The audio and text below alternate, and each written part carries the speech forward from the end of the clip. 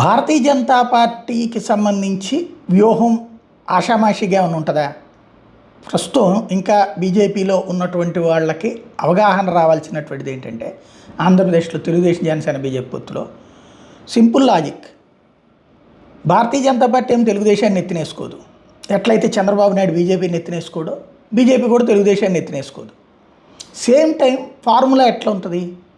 గెలిచింది పార్టీ కూటమి, ఆటోమేటిక్గా కొంత రిప్రజెంటేషన్ ఉంటుంది కదా, దాని ద్వారా పార్టీకి ఒక లైఫ్ ఉంటుంది.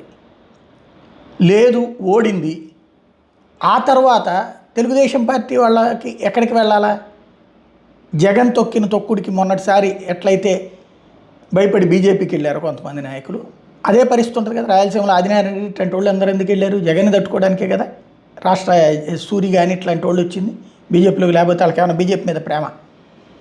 జగన్ని తట్టుకోలేరు కాబట్టి వచ్చారు. రేపు తెలుగుదేశం పార్టీకి సంబంధించిన వాళ్ళకి అదే పరిస్థితి ఉంటుంది కదా. అంటే ఇక్కడ form plan A, plan B, ఈ రెండిటి రూట్లోనే తీసుకొచ్చుకున్నటువంటి వ్యవహారం. కాకపోతే ఇప్పుడు దాన్ని సద్వినియోగం చేసుకుని ఓటు కిందకి మలుచుకోవడం ద్వారా, ఈవెన్ చంద్రబాబుకి తెలియదు ఆ విషయం, బాబుకి తెలుసు. ఇక్కడ రాజకీయాల్లో ఎవడి స్వార్థం ఆడిదే, అది నేర్చుకున్నది బాబు దగ్గరే అందరూ కూడా. కాబట్టి వాళ్ళకి బాబుకి ఏంటి లెక్క?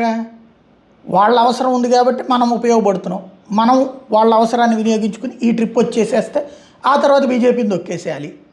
ఆ తర్వాత బీజేపీని ఇంతకుముందు 2 సార్లు మనం పొత్తు పెట్టుకోవడం వల్ల 2 పదులు 20 సంవత్సరాల పాటు రాష్ట్రంలో లేకుండా చేయగలిగాం, ఇంకో 10 ఏళ్ల పాటు రాష్ట్రంలో లేకుండా చేయగలుగుతాం. అది ఆయన ఉద్దేశం.